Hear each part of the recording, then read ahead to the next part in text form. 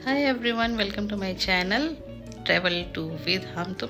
और आज हम जाने वाले हैं एक ऐसे सफ़र पे जो बहुत ही अच्छा है, जो वर्ल्ड फेमस है, जो हर कोई जानता है उसके बारे में, हर किसी को इसके बारे में पता है। और हम जाएंगे बाय रोड, क्योंकि वीकेंड है और वीकेंड में सडनली हमारी फैमिली गेट टुगेदरिंग हुई थी, जिसमें सबने डिसाइड किया कि कहीं ना कहीं चलना चाहिए और फैमिली गेट टुगेदरिंग करनी चाहिए। तो आज हम लोग एक्सप्लोर करेंगे वर्ल्ड फेमस 7 वंडर ताजमहल। और भी हमारे बहुत सारे काम हैं जो हम उसी के साथ कंप्लीट करेंगे। तो चलिए करते हैं एक्सप्लोर आगरा को। और बाय रोड कैसे जाना है, कितने टोल ब्रिज पड़ेंगे, कैसे कैसे जाना है, क्या है, हर चीज़ मैं आपके साथ शेयर करूँगी और आपको 1 to 1 हर चीज़ दिखाऊँगी। और ताज कैसे जाना है, ताजमहल तक पहुँचने के लिए क्या क्या करना पड़ता है, कैसे टिकट लेनी पड़ती है, everything I will show you. So stay with me and keep watching my video. Everything I will show you what and what we can do in the road, and how can we enjoy the road trip for the Agra trip. So हमने start किया था journey अपने घर से, और हमारा घर दिल्ली में है। तो दिल्ली से भी अगर आप चलते हैं तो दिल्ली से 1 घंटा लगता है आपको यमुना एक्सप्रेस हाईवे आने पर। तो अगर आप ये मान के चलें कि अगर आपको 1 डे में ही आपको अप एंड डाउन करना है, तो अगर आप निकलते हैं सुबह 8 बजे तो भी आप आराम से 3 घंटे में आगरा पहुंच जाएंगे। तो हम लोग निकले थे 8 बजे, हम लोग पहुंचे और एक्सप्रेस हाईवे का हमने 2 टोल को ब्रिज क्रॉस कर लिया है। पहला पड़ा था हमारा जेवर और दूसरा पड़ा था मथुरा। और हर जगह जहाँ पे भी टोल ब्रिज पड़ता है वहाँ पे रिफ़्रेश पॉइंट है, वहाँ पर स्टे पॉइंट्स हैं। आप चाहें तो रुक के जा सकते हैं अगर आप लॉन्ग जर्नी कर आ रहे हैं तो। और बहुत सारी सुविधाएं हैं यहाँ पे बनी हुई है, फैसिलिटीज़ हैं, यहाँ पे वॉशरूम्स हैं, यहाँ पे स्टे रूम है, और यहाँ पर कैफेटेरिया है, और breakfast and dinner and lunch का एवरीथिंग यहाँ पर आपको मिल जाएगा। ये डिपेंड करता है आपके जर्नी पर कि आप दिन में आ रहे हैं, मॉर्निंग में आ रहे हैं, या आप इवनिंग में आ रहे हैं, या आप रात को आ रहे हैं, मिडनाइट में आ रहे हैं। एवरी टाइम 24 आवर्स ये अवेलेबल है, ओपन रहता है। तो हमने थोड़ा सा स्टे किया क्योंकि हम सुबह निकल गए थे तो हमने नाश्ता नहीं किया था। तो चलो हमने कहा थोड़ा सा ब्रेक ले लेते हैं। फिर हमने टी लिया, चाय ब्रेक किया, और उसके बाद हम आगे निकले। ये है हमारा तीसरा टोल जो हमारा है आगरा का, जिसमें हमारा पहला जेवर में लगा था 120 रुपीज़, और मथुरा में लगा था 155 रुपीज़, और इसमें लगेगा हमारा 140 रुपीज़। इसके बाद हमारा फाइनल एक और टोल आ सकता है। पूरे 2 घंटे की जर्नी में हमारे 4 टोल आते हैं, और उसमें हमें ये फास्टैग के थ्रू देना होता है। पहले तो पर्चियाँ कटती थी, लेकिन अब फास्टैग फैसिलिटी है तो बहुत ही अच्छा हो गया है। आप बस अपनी कार को एंटर करेंगे और आपके फास्टैग से डिडक्ट हो जाएगा। तो ये हमारा फाइनल है, हमारा थर्ड टोल ब्रिज है जो आगरा का है, और यहाँ से ही आपका कटेगा 140 रुपीज़ कटता है फास्टैग। और उसके बाद एक प्राइवेट फास्टैग है आगरा का। जब आप आगरा की बिल्कुल मेन एंट्री करने वाले होंगे वहाँ पर टोल ब्रिज पड़ता है, वहाँ पर आपको टोल देना होता है। तो ये टोटल आपके 4 पड़ते हैं आगरा जाने के लिए, 4 टोल ब्रिज पड़ते हैं, और स्मूथ है और कोई प्रॉब्लम नहीं आती है। आप मतलब बिल्कुल नॉन स्टॉप अपनी ड्राइव कर सकते हैं। आप 80 की स्पीड में चलाइए, 100 की स्पीड में चलाइए, इससे ज़्यादा चलाने की ज़रूरत नहीं है, और बहुत ही स्मूथली आप आ जाएंगे, पता भी नहीं चलेगा। अगर जिन्हें भाई 1 दिन का ही टाइम है वो आराम से आ जा सकते हैं। या जो जॉब भी करते हैं ना, या मीटिंग पर्पज़ से किसी भी तरीके से आ रहे हैं, तो वो 1 डे में अप एंड डाउन आराम से कर सकते हैं। और ये है गाइस यमुना नदी, जो हम इसको क्रॉस करते हुए ताज जाएंगे, और ये वहाँ से पास ही पड़ती है, यहाँ से ज़्यादा दूर नहीं है। अब हमने ताज के लिए एंट्री कर ली है। एक्सप्रेस हाईवे से हार्डली 1 किलोमीटर है अंदर ताज जाने के लिए रास्ता, और वहाँ से ही है। एक तरह से आप ये मान लीजिए रेलवे स्टेशन अगर आप जाते हैं तो वहाँ से 6 किलोमीटर पड़ता है, और अगर आप हाईवे पे हैं तो वहाँ से 1 से 1.5 किलोमीटर में आप ताजमहल जाके घूम सकते हैं। वहाँ से फतेहपुर सीकरी दूर है, वहाँ से आगरा फोर्ट दूर है, लेकिन यहाँ से अगर आप हाईवे से आते हैं तो आपके लिए ताजमहल बहुत पास है, क्योंकि वो यमुना नदी के किनारे है। और हमेशा नदी जो होती है वो आउटर पे ही होती है किसी भी सिटी के, तो इसीलिए आप इजीली जा सकते हैं बाय रोड अगर जा रहे हैं। और फैमिली जा रही है तो बहुत ही अच्छा है। अगर इतना टोल लगता है तो फैमिली के साथ अगर आप जाएँ तो बहुत ईज़िली आप जा सकते हैं और एंजॉय कर सकते हैं, एक ही दिन में घूम के आराम से आ सकते हैं। ये है यहाँ की सिटी, मतलब जहाँ से जिस रोड से हम जा रहे हैं बहुत ही अच्छा वेल मेंटेन ऑर्गेनाइज किया हुआ है एडीए, मतलब आगरा डेवलप अथॉरिटी। और उसकी यहाँ पे कार भी आप बुक करा सकते हैं, कैब बुक करा सकते हैं अगर आप चल नहीं सकते। पर हमने डिसाइड किया कि हम पैदल ही चलेंगे यहाँ से हम आगरा जाने के लिए। जहाँ से हमने ये पार्किंग थी यहाँ पे हमने कहा इससे आगे जाकर पार्किंग हम नहीं कर सकते, यहाँ पे तांगा भी चलता है।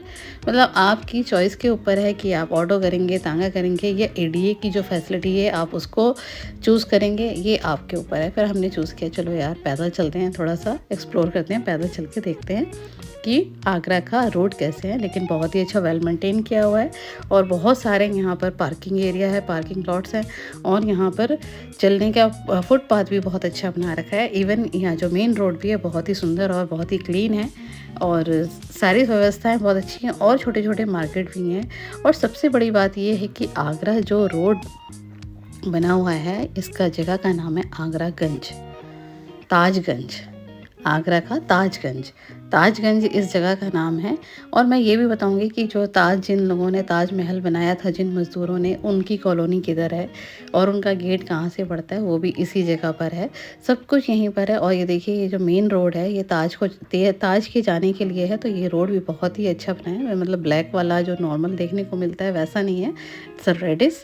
और यहाँ पर बहुत सारे ऐसे एल्यूज जिसके बारे में सब जगह ऐसे ऐसे बता रखा है कि बहुमूल्य हस्तशिल्प के बारे में बता रखा है कि कैसे कैसे ये चीज़ है, यहाँ की जो धरोहर है, जो प्रॉपर्टी है, ये कैसी है, क्या है, हर किसी के बारे में यहाँ पर बताया गया है। हस्तलिपि और दृष्टि क्रम का इल्यूज़न, मतलब ये क्या है, भ्रम, जो भ्रम होता है वो कैसे होता है, ये सारी चीज़ें इसमें बताई गई है कि ऐसा क्या बना है। जो हस्तशिल्प जो कलाकारी की गई है उसके बारे में यहाँ पे मेंशन किया गया है। और सीरियसली अगर आप जाएंगे, अगर आप ताज को देखेंगे या ताज की बनावट देखेंगे या उसकी बाहरी दीवारों पे जो बनावट या कलाकारी की गई है, अगर आप उसको जान लेंगे, ये जो जितने फ्लावर्स दिख रहे हैं ना, इन सब में इल्यूजन्स हैं। अगर आप वहाँ जाके देखेंगे तो आपको सीरियसली फील होगा कि या देयर इज़ अ इल्यूजन्स वहाँ पे है। तो इस तरह से है। यहाँ के जो लैम्प पोस्ट भी है बहुत सुंदर बनाए गए, वेंटिलेशन पोल भी जो है, जो आपको पता नहीं चलेगा कि यहाँ से वेंटिलेशन हो रहा है, इस तरह से इसको क्रिएट किया गया है। इस सिटी को बहुत ही, जैसे कहा था ना कि smart city, really it's a very smart city. और यहाँ पर ये देखिए बहुत अच्छा। और यहाँ पे सारे जितने ब्रांड होटल हैं ना, वो सारे होटल यहाँ पर हैं। आईटीसी मौर्य है, ताज है, रेडिसन ब्लू है और भी सारे, अशोका, मतलब हर तरह के होटल्स यहाँ पर, ली मेरिडियन, एवरीथिंग यहाँ पर अवेलेबल है यहाँ पे। और वो भी ऑन रोड, जहाँ से ताजमहल के लिए रास्ता जाता है। आपको जो टूरिज़्म है, सारा टूरिज़्म यहीं से है। तो सारे लोग, जो वर्ल्ड के जो लोग आते हैं, उनको कहीं जाने की जरूरत नहीं, वो यहाँ से पैदल भी। और यहाँ से एक और भी जगह है जहाँ से आप ताज का व्यू दे सकते हैं, बिल्कुल व्यू उसका दिखता है, कहते हैं ना कि आप ताज व्यू दे सकते हैं। तो वो भी यहाँ पर गवर्नमेंट का वो होटल है, वो भी है यहाँ पर। और छोटी छोटी मार्केट है, ये देखिए छोटे छोटे शॉप्स बने हुए हैं जहाँ पे आप एवरीथिंग यू कैन बाय, मतलब आप हैंडक्राफ्ट की चीज़ें हैं या ताजमहल के मतलब सैम्पल्स हैं, ये सब आप ले सकते हैं। और यहाँ पे अलग अलग तरीके के मार्केट हैं छोटे छोटे, और यहाँ पे बहुत सारे गार्डन्स हैं, और यहाँ पे डेवलपिंग स्कूल हैं, और बहुत सारी चीज़ें ऐसी हैं जो देखने में बहुत ही अच्छी लगती हैं। और यहाँ पर ताज नेचर वॉक भी है, आप पैदल जाके घूम सकते हैं पूरा ताज का। ये देखिए, मतलब नज़ारा एक बिल्कुल ही ऑसम है, बहुत ही अच्छा है। आई थिंक मैं क्या ही बोलूँ, very speechless and it was very overwhelming for us, क्योंकि हमें बिल्कुल ऐसा हमने सोचा नहीं था। जो ये देखिए, एक ये भी है, ये एक ऐसा ट्री है जो नीम के ही ट्री में अंदर से ही एक और ट्री निकला, वो है पीपल का। मतलब ये दोनों पेड़, नीम और पीपल, एक साथ हो रहे हैं। यू कैन इमेजिन, ये देखिए इसकी ब्रांचेस उसको कट के फाड़ के और पूरा निकला है। एक साइड पीपल है और एक साइड नीम है, लेकिन एक ही जगह दोनों खड़े हैं। अब हम आ चुके हैं गाइस, हम आ चुके हैं, एंट्री कर चुके हैं जहाँ पे सिक्योरिटी पॉइंट है, जहाँ पे आपका चेकिंग होता है। और वहाँ से चेकिंग होने के बाद बिल्कुल पूरी सिक्योरिटी है, यहाँ पर हर चीज़ चेक की जाती है, आपकी आईडी चेक की जाती है। और अगर आप ऑनलाइन टिकट ले रहे हैं तो वो ज़्यादा अच्छा है, नहीं तो जो रास्ते में हमारे थे वहाँ पर टिकट काउंटर्स बने हुए हैं, बहुत लंबी लाइन लगती है और उसमें भी आपके आधे एक घंटा वेस्ट हो जाएगा। बेटर है कि आप ऑनलाइन टिकट ले लीजिए। सिर्फ खाली अगर आपको ताज को बाहर से घूमना है तो आप 50 रुपीज़ है, और अगर आपको वहाँ का मकबरा देखना है अंदर का तो आपका 200 रुपीज़ चार्ज होता है। तो 250 की आप ऑनलाइन टिकट ले सकते हैं। और अगर आपको फुल मून वाले दिन ताजमहल देखना है तो वो आप देख सकते हैं 510 रुपये का, जो ऑनलाइन ही बुक होता है, ओनली फॉर 400 पीपल्स। और ये जो गैलरी बनी हुई है, यहाँ से ये वेस्ट गेट इनकी एंट्री है और यहाँ पर 1800 या 1700 से लेके जितने भी ताजमहल की क्या क्या कंडीशन थी, कैसा दिखता था, एवरी ईयर या आफ्टर 10 ईयर कैसा हो गया था ताजमहल, उसकी रेनोवेशन कैसे की गई, उसको अगेन फिर से वाइट कैसे किया गया, एवरीथिंग इस गैलरी में सब कुछ बताया गया है। और हर किसी में मेंशन है कि ये कौन से ईयर की पिक्चर है और क्या। और आई थिंक ये पेंटिंग है जो हाथ से बनाई गई है, ये फ़ोटो क्लिक नहीं की गई हैं। जब ये बनाई गई थी इनको मतलब एक संग्रहालय में, म्यूज़ियम में इसको बना के रखा गया। इसको एक तरह से आप म्यूज़ियम ही कह सकते हैं। ये म्यूज़ियम गैलरी है जो यहाँ से वहाँ तक है। अब हमने वेस्ट गेट में एंट्री करी। इस वेस्ट गेट को कहा जाता है फतेहपुरी गेट। पहले इन गेटों के नाम थे जिनको अब नाम बदल दिया गया है, east gate, west gate and south gate और नॉर्थ गेट। बट ये है हमारा वेस्ट गेट, जहाँ से हर किसी को, पब्लिक को एंट्री है। वीआईपी एंट्री ईस्ट गेट से होती है, अदरवाइज सारी एंट्री, नॉर्मल एंट्री सारी यहीं से होती है, चाहे ऑनलाइन हो या टिकट बुकिंग वाली। और ये जो आप दोनों बोथ साइड देख रहे हैं कमरे, ये मज़दूरों के लिए बनाए गए थे। इसमें 210 कमरे हैं। बिल्कुल इसी तरह की चारों तरफ आपको देखने के मिलेंगे। ताजमहल के चारों तरफ ये आपको कमरे देखने को मिलेंगे, क्योंकि इसमें 20,000 मज़दूरों ने काम किया था। तो 20,000 मज़दूरों को रेस्ट करने के लिए जगह चाहिए थी, तो वो कहाँ करते। और इतनी कड़क धूप, कोई ट्री नहीं था, कुछ नहीं था। ये तो धीरे धीरे डेवलप किया गया होगा, जो पूरा गार्डन बनाया गया है, जो चारों तरफ बनाया गया है, बट उस वक्त नहीं था, क्योंकि सिर्फ एक सिंपल नदी के किनारे ये पूरी ज़मीन थी, उस पर ये बनाया गया था ताजमहल। तो ये जो है 210 कमरे बनाए गए थे जो मज़दूरों के लिए ही बनाए गए थे। और वही यहाँ पर विश्राम करते थे, काम करते थे, विश्राम करते थे। और रात्रि को यहाँ पे कोई नहीं रुकता था, वो सारे अपने घर चले जाते थे। ये ताजमहल के बारे में पूरी इसके बारे में पूरी एक तरह से विकिपीडिया है जो लिखा गया है कि कैसे कैसे बना, क्या क्या हुआ, एवरीथिंग। और ये जो सामने आप देख रहे हैं ये है शाही दरवाज़ा, जहाँ से हर कोई अंदर जाता था। और ईस्ट गेट से जब शाहजहाँ आते थे तो वो यहीं से जाते थे, या उनकी फैमिली आती थी तो यहीं से जाती थी। और जो सामने आप ऊपर 22 गुंबद देख रहे हैं सफ़ेद कलर के, तो वो ये दर्शाता है, ये कहा जाता है, यानी कि यहाँ के टूरिस्ट जो गाइड हैं वो सब कुछ यही बताते हैं कि यहाँ पर ये माना जाता है कि 16वीं शताब्दी में जैसे जैसे एक एक साल कंप्लीट होता था, उसकी याद करने के लिए कि कितने साल लगे इस ताजमहल को बनाने के लिए, तो हर साल कंप्लीट होने पर एक गुंबद रखा जाता था। तो ये दर्शाता है कि वो 22 साल हम ताजमहल को बनाने में लगे थे, तो वहाँ पे 22 गुंबद हैं। यहाँ पे हर चीज़ की निशानी है, हर किसी की मेमोरी को, हर किसी को याद करने के लिए कुछ ना कुछ यहाँ पे सिंबॉलिक चीज़ें बनाई गई हैं। और ये जो आप ये पत्थर देख रहे हैं, ये पत्थर फतेहपुर सीकरी से रेड वाले आए थे, वाइट कलर के।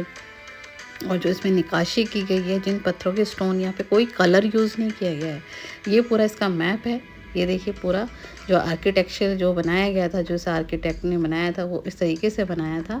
कैसे कैसे बना था, ये कहाँ है, मतलब इधर क्या होगा, इधर क्या होगा, हर चीज़। और इसकी ये मेन एंट्री है जहाँ से आप जाते हैं, शाही दरवाजे से अंदर जाते हैं। इसमें भी सीढ़ियाँ बनी हुई हैं, ऊपर तक लोग मतलब जाते थे। अब जो पहरा देते थे या जो भी थे उनके लिए बनाई गई थी ऊपर तक। और ये शाही दरवाज़ा है जो इतना बड़ा है, और ये लाल पत्थरों से बना हुआ है, इस पे कुछ किया नहीं गया है। तो उस ज़माने में या 16वीं शताब्दी में, आज से 400 वर्ष पहले, ऐसी क्या चीज़ यूज़ की गई होगी जो इसकी बनावट की गई है, इस पे जो कलर किया गया, वो किस चीज़ों से किया गया होगा, क्या चीज़ उन्होंने इस्तेमाल करके इसको बनाया होगा कि 400 साल के बाद भी आज तक ताजमहल ऐसे का ऐसे ही है, एज इट इज़ है। या थोड़ी बहुत इसमें अब थोड़ा सा होना शुरू हो गया, तो गवर्नमेंट, प्रशासन ने, भारतीय प्रशासन ने इसको अपने अंडर ले लिया है, तो वो लोग इसकी रेनोवेशन डे टू डे करते रहते हैं। ये आप देख सकते हैं, ये है झूमर। इसको कैसे जलाया जाता था, कैसे करते थे, आई डोंट नो, लेकिन ये एक झूमर है जो मैंने इससे भी पहले जब मैं आई थी तब भी यही था, मतलब यही होगा, तभी ये आज तक इस यहाँ पर हैंगिंग है। और ये देखिए सीढ़ियाँ बनी हुई हैं ऊपर तक जाने के लिए, मतलब मशालें जलाई जाती थी। और आजकल तो अब इलेक्ट्रॉनिक ज़माना हो गया, तो यहाँ पे सारी लाइट्स ऑन ऑन रहती हैं, तो तब तो मशालें ही जलाई जाती थी, ये सब होता था। और ये देखिए ये एक इल्यूज़न है कि जब आप इस गेट से, शाही दरवाजे से अंदर घुसते हैं, तो ऐसा लगता है कि हमसे ताजमहल और दूर जा रहा है। ये भी एक तरीके का इल्यूज़न्स है।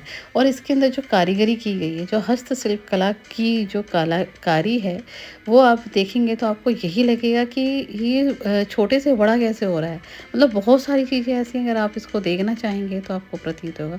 और जो सामने फाउंटेन है और यहाँ पे जो हिस्से किए गए थे गार्डन्स के, तो वो 16 हैं, मतलब 16 हिस्से बनाए गए। और यहाँ पे 53 फाउंटेन है, जो ये बताता है कि 1653 में जाके ये ताजमहल कंप्लीट हुआ। ये सामने जो है ये 53 फाउंटेन हैं, जो फव्वारे हैं जो चलते हैं, सारे जब चारों तरफ से चलते हैं, तो जितने भी बनाए गए हैं ताजमहल के। और ये संगमरमर जो आप ये देखिए पूरे राजस्थान से 1000 हाथियों द्वारा लेकर आया गया था, और इसको ताजमहल को बनवाने के लिए काम शुरू किया गया था 1631 में। तो ये भी बहुत बड़ी बात है कि जब उन्होंने आदेश दिया था शाहजहाँ ने, तो वो यहीं पर आके, ये जो इधर की तरफ जो आप देख रहे हैं मॉस्क्यू है, वहाँ लेफ़्ट में जो है वो मॉस्क्यू मस्जिद है। शुक्रवार को ताजमहल बंद रहता है, और यहाँ के जो लोकल पर्सन हैं, जिनके पास आईडी है, सब कुछ है, वोटर आई कार्ड एवरीथिंग है, वो दिखा कर वो अंदर आके इसमें मस्जिद में नमाज़ पढ़ते हैं। हर किसी को यहाँ आना अलाउड नहीं है मस्जिद में नमाज़ पढ़ने के लिए। और ये सामने, और यहीं पर जो आप देखेंगे सो थोड़ा छोटा सा एक काउंटर है, जो हाइजीनिक बूट्स मिलते हैं, वो आप पहन के आप अंदर जा सकते हैं मकबरे तक देखने के।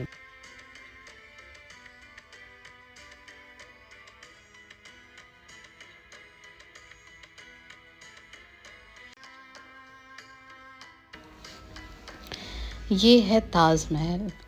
अब आप ये सोचिए कि 1600 ईस्वी में तो सीमेंट भी नहीं था, तो इसको बनाया कैसे गया होगा, और इसको चिपकाया कैसे गया होगा, किसकी मदद से, हाथियों की मदद से, और फिर लकड़ियों से बनाया गया। और इसकी नींव कहते हैं कि पत्थर की नहीं है, इसकी नींव आबनूश की है, जो सिर्फ साउथ इंडिया में ही मिलते हैं, केरल की तरफ मिलते हैं, जो पानी में दलदल में ही ये पेड़ होते हैं, और इनको नमी ही चाहिए, इसलिए आज तक ये ताजमहल अभी भी टिका हुआ है, क्योंकि आबनूस की लकड़ियों पर ये खड़ा है। और इसमें 50 कुएँ हैं, 50 कुओं में कम से कम पता नहीं ना जाने कितने हज़ारों आबनूस की लकड़ियाँ लगाई गई थी, जिस पे उसका पूरा स्ट्रक्चर रेडी हुआ और उस पे ताजमहल खड़ा हुआ। ये आप देख सकते हैं, ये पूरा का पूरा, ये सामने ये मस्जिद है, यहाँ पे नमाज़ की जाती है। और जो बिल्कुल जहाँ से लोग एंट्री कर रहे थे, वहीं पे हाजिरी बोर्ड्स मिलते हैं मकबरे तक जाने के लिए, देखने के लिए।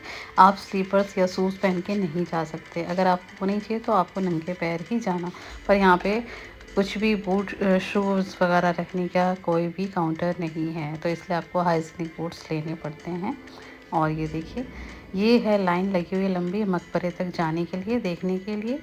और ये लाइन बनी हुई है, ये एक अलग बात है कि सिंबॉलिक है, ये सच में सिंबॉलिक है या नहीं है, कि 1653 में ये कंप्लीट हुआ, तो उसी हिसाब से 16 बागीचे और उसमें 53 फव्वारे लगाए गए, जिससे कि प्रतीत होता है कि 1653 में ये कंप्लीट हुआ। गुंबद के लिए कहा जाता है कि हर साल एक गुंबद रखा गया, जिससे पता चले कि ये कितनी साल में बन के कंप्लीट हुआ। और ये आप देख सकते हैं कि ये इतने बड़ी बड़ी इसमें इमारत, और ये कहा जाता है कि ये ताजमहल कुतुब मीनार से भी बड़ा है। वो अगर 73 है तो आई थिंक ये 76 मीटर है, और अगर वो 70 है तो ये 73 मीटर है, ऐसी कुछ है।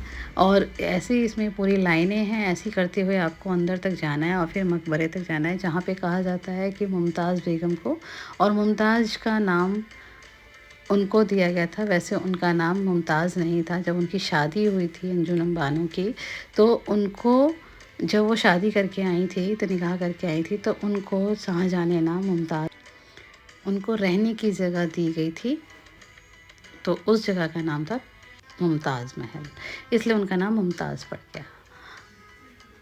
और कहा जाता है कि मुमताज़ जब अपनी 14वीं संतान को जन्म दे रही थी, वो तभी उनको उनकी मृत्यु हो गई थी। तब उन्होंने शाहजहाँ से वचन लिया था कि आप मेरे लिए एक ऐसा मकबरा बनाएंगे जो संसार में किसी ने भी नहीं बनाया होगा और किसी ने भी नहीं देखा होगा। तो ये मकबरा उन्हीं को समर्पित है और उन्हीं की याद में बनाया शाहजहाँ ने, और उनका उनका अपने वादा पूरा किया और बनाया। ये जो आप ऊपर जितने देख रहे हैं गुंबद ये सब, और इसमें जितने स्टोन, हीरे, मोती जितने भी लगाए गए थे, आप देखिए 16 देशों से आए थे। और इसमें मैलाकाइट, कोरल, और इसमें ओनेक्स और एमरल्ड, हर चीज़ की इसमें नक्काशी की गई थी। इसमें कोई रंग यूज़ नहीं किया गया था। 16 देशों से आए थे, और जब ब्रिटिश सरकार का जब राज्य था तब उन्होंने क्या करा था, वो सब यहाँ से सोना चुरा के ले गए थे। कम से कम 14 फीट गुंबद के ऊपर जो काले रंग का आप देख रहे हैं, चाँद की जो बनी हुई है शिला, उसको उन्होंने वो सब चुरा के ले गए थे। और इसमें जितने हीरे जवाहरात लगे हुए थे, जितने मोती स्टोन्स लगे हुए थे, वो सब निकाल के ले गए। ये है मेन एंट्री दरवाज़ा। वैसे ये कहते हैं ये पिछला हिस्सा है, ताजमहल का ये पिछला हिस्सा है, अगला हिस्सा आगे की तरफ नदी की तरफ है। तो ये है वो हिस्सा जहाँ से हम जाएंगे और मुमताज़ और शाहजहाँ की कब्र का दर्शन करें। और ये जो आप देख रहे हैं पूरी आयत लिखी हुई है कुरान की, उसमें से ये लिखी गई है। और ये जो वहाँ यहाँ पे जो मज़दूर आए थे, जो इसको बनाने के लिए आए थे, वो 6,000 लोग आए थे बाहर विदेशों से। तो उन्होंने इसकी नक्काशी की और बनाया। उन्होंने से ही ईरानी में इसने ईरान से जो आए थे उन्होंने पूरा लिखा है, इसमें आयत लिखी है अरबी में। तो ये देखने में बिल्कुल एक जैसी लगती है, पर वो छोटी बड़ी सब हैं, लेकिन वो देखने में इस तरह से कलाकारी की गई कि बिल्कुल सेम लगती है देखने में। और ये है गाइस मकबरा जहाँ पर है। और जब औरंगज़ेब ने अपने पिता को कैद कर लिया था 3 साल के बाद, जब ताजमहल बन गया था, तो उनको भी उन्होंने, जब वो उसके बाद वो मर गए, तो उनकी मृत्यु के बाद उनको भी यहाँ पे दफना दिया गया। और वो जो सामने आप देख रहे हैं वहाँ पे काला ताजमहल बनने के लिए फाउंडेशन रखा गया था, जो औरंगज़ेब ने नहीं बनने दिया। तो वो चाहते थे कि 2 मकबरे बने, एक नदी के इस किनारे मुमताज़ का और काला ताजमहल बने मेरा, पर वो औरंगज़ेब ने नहीं बनने दिया। औरंगज़ेब उनका तीसरा पुत्र था।